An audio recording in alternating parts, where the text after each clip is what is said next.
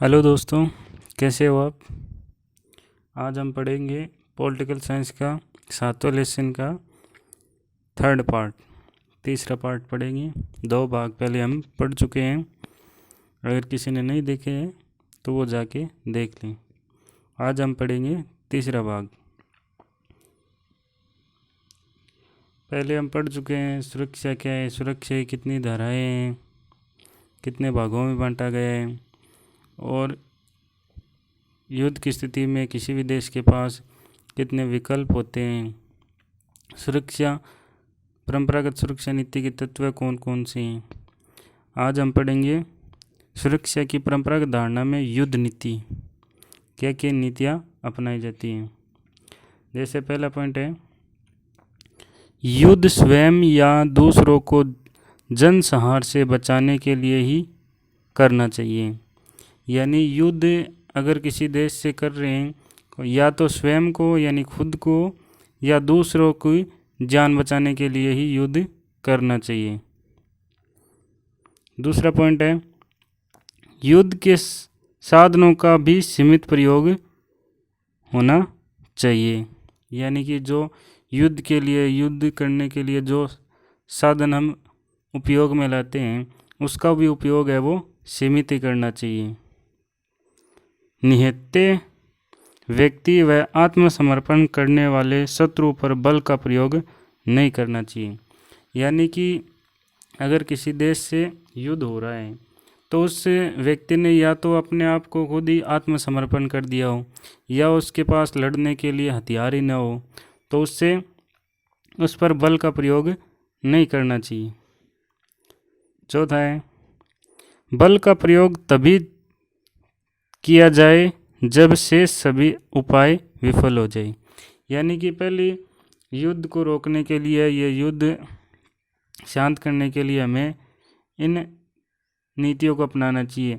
अगर ये तीनों नहीं लागू हो तो अंत में हमें बल का प्रयोग करना चाहिए। यानी कि अगर ये तीनों पॉइंट हैं, ये तीनों बातें विफल हो जाएं, तब हमें अंत में इसका प्रयोग करना चाहिए, बल का। फिर है, सुरक्षा के ये परंपरागत तरीके इस संभावना पर आधारित हैं कि देश के बीच किसी न किसी रूप में सहयोग है। अब जो ये हम तरीके अपनाए हैं, इन तरीकों से हम आगे बढ़ते हैं।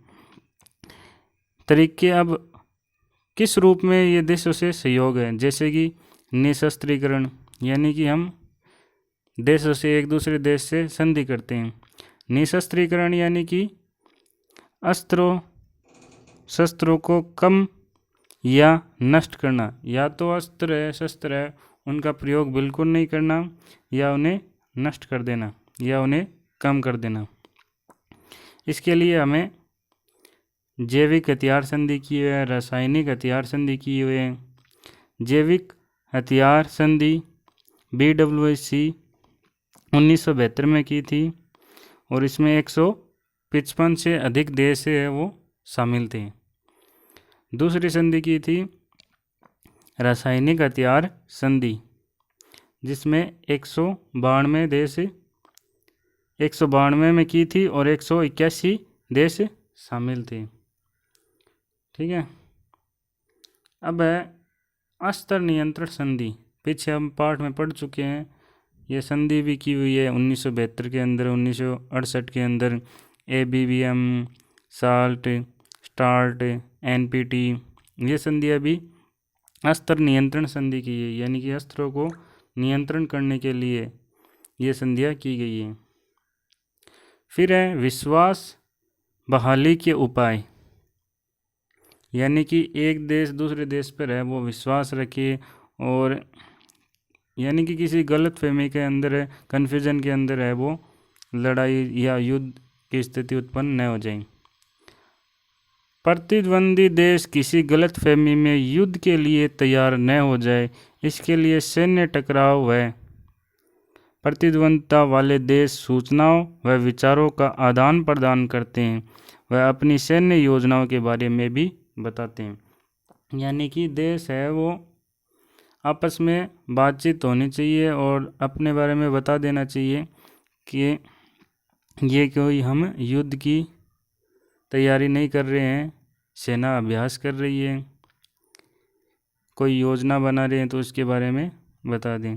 यानी कि कोई देश गलतफहमी में आके युद्ध के लिए तैयार न हो जाए।